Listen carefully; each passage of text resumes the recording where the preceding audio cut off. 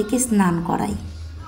দক্ষিণহস্ত বলতে অন্যান্য যে জলশঙ্খগুলো হয় সেগুলো বাম দিকে মুখটা থাকে, আর এই জলশঙ্খের ডান দিকে মুখ আছে। আর এই জলশঙ্খের মধ্যে আমি প্রথমে জল নিয়েছি, ওর মধ্যে আমি অগুরু নিয়েছি। অগুরু জল দিয়ে গিরিধারীকে স্নান করাচ্ছি। গিরিধারী স্নান করানোর পরে একটা শুকনো বস্ত্র দিয়ে গিরিধারীকে মুছে নিলাম। তারপরে কপালে একটু চন্দন দিয়ে দেব।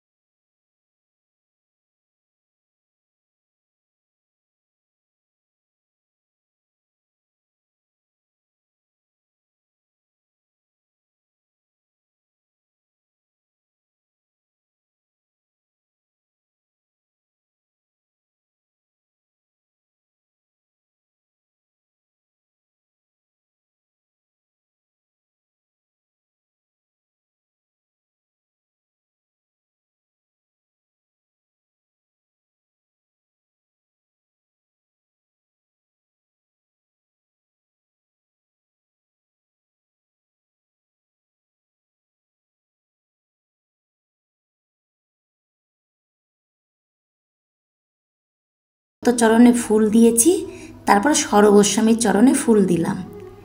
এখন আমার শিক্ষা গুরুদেব এবং দীক্ষা গুরুদেব, তাদের চরণে ফুল দিয়ে সাজিয়ে নেব। আর এই যে চিত্রপটটি দেখছো, এটি কিন্তু রাধারানীর নয়, বৃন্দারানীর। বৃন্দারানীর চরণে ফুল দিয়ে সাজিয়ে নেব, কারণ গোবিন্দের সেবাতে বৃন্দারানীকে অবশ্যই রাখতে হয়, না হলে গোবিন্দ খুশি হন না। এ কারণে সবসময় তো বৃন্দারানীর বৃক্ষকে রাখা যায় না, জল না পেয়ে রৌদ্র না পেয়ে নষ্ট হয়ে যাবে, তাই এই চিত্রপটটি রেখেছি। বৃন্দাবনে কাম্যবন নামে একটি স্নান আছে, সেখানে বৃন্দারানীর একটা সুন্দর মন্দির আছে, আর এই চিত্রপটটি সেখানকার বৃন্দারানীর। বৃন্দারানীর বৃক্ষ রাখার বদলে এই চিত্রপটটি রাখা যায় ঘরে, তাহলে কোনো সম্ভাবনা নেই নষ্ট হয়ে যাওয়ার। এখন আমি পুজো সেরে নিয়েছি, পুজোটা তোমাদের সঙ্গে আর শেয়ার করলাম না। আর এখন মঙ্গল আরতি তোমরা দর্শন করো। মঙ্গল আরতি সমাপ্ত হয়ে যাওয়ার পর আমি বৃন্দারানীকে জল দিয়ে দিলাম। প্রতিদিন সকালে আমি বৃন্দারানীকে জল অর্পণ করি এবং সকলেরই জল অর্পণ করা প্রয়োজন। বৃন্দারানীকে জল অর্পণ করা আমাদের সনাতন ধর্মের একটি অঙ্গ। বৃন্দারানীকে জল অর্পণ করার পর গোপুসোনাদের বাল্য সেবা দিয়ে দিয়েছি, ছানা আর আমন্ড দিয়ে। আর এখন দুপুরের রান্নায় চলে এলাম। আজ একাদশী, তাই গোবিন্দের জন্য বাদামের সবজি রান্না করব। বাদামটি রাতে ভিজিয়ে রেখেছিলাম, আর এখন প্রেসার কুকারে দিয়ে সিটি দিয়ে নেব। একটু সন্দক লবণ দিলাম, কারণ একাদশীতে সাধারণ লবণ নেওয়া যায় না, তাই সন্দক লবণই নিতে হয়। আর পেঁপে আর কাঁচা কলা আমান্নি করে রেখেছি। এই সবজিতে কাঁচা লঙ্কা এবং কোনো মশলাই আমরা ব্যবহার করি না,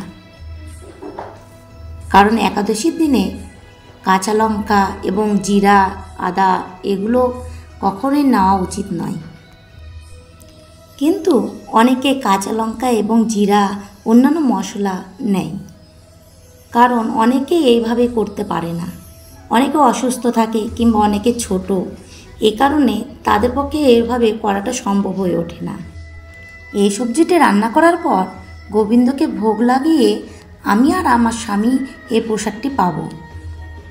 আমার ছেলে মেয়েও একাদশী করে, কিন্তু একাদশীতে এরকম সবজি ওরা নিতে পারে না, সেই জন্য ওদের জন্য আলাদা করে বাদামের ঘুগনি করে দিব, আর ছটি দিয়ে আর আলু দিয়ে একটা পরোটা করে দেব।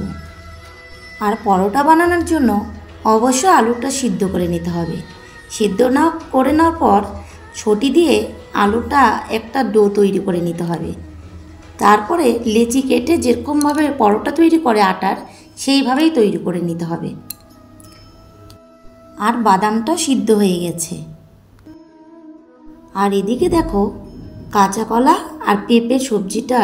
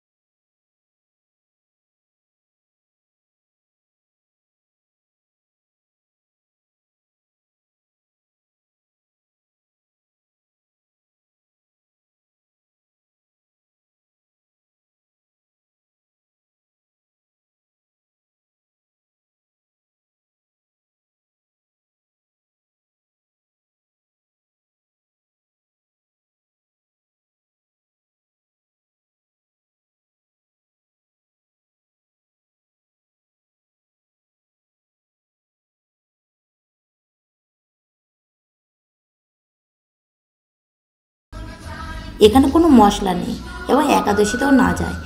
আর একদম যে খারাপ খেতে হয় তা নয়, অবশ্যই খেতে ভালোই লাগে। আর এদিকে দেখো আমি দুপুরে ভোগ লাগাতে চলে এসেছি। আর আমি যা যা রান্না করেছি সব কিছু গোবিন্দকে ভোগ লাগাবো, কারণ গোবিন্দকে সব কিছু অর্পণ করা যায়। কিন্তু আমাদের জন্য ব্রত, গোবিন্দের জন্য কোনো ব্রত নেই। যারা প্রতিদিন নিত্য অন্নভোগ দেয় তারা প্রতিদিন অন্নভোগও দিতে পারে, একাদশীর দিনও দিতে পারে। কিন্তু আমরা যেহেতু প্রসাদটা গ্রহণ করতে পারবো না সেই দিন, সেই কারণে একাদশীর দিনও অন্নভোগ দিই না।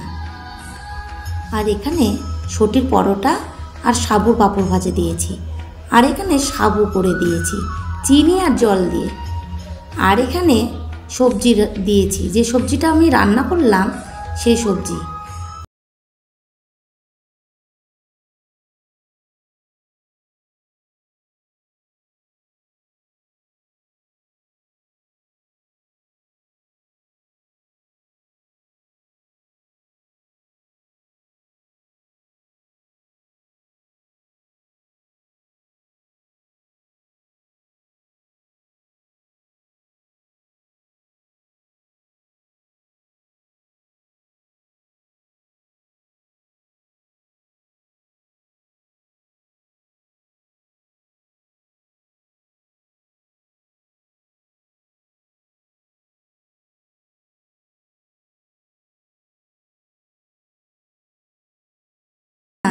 একাদশীর দিন গোবিন্দকে কি করে মালা গেঁথে পরাবো?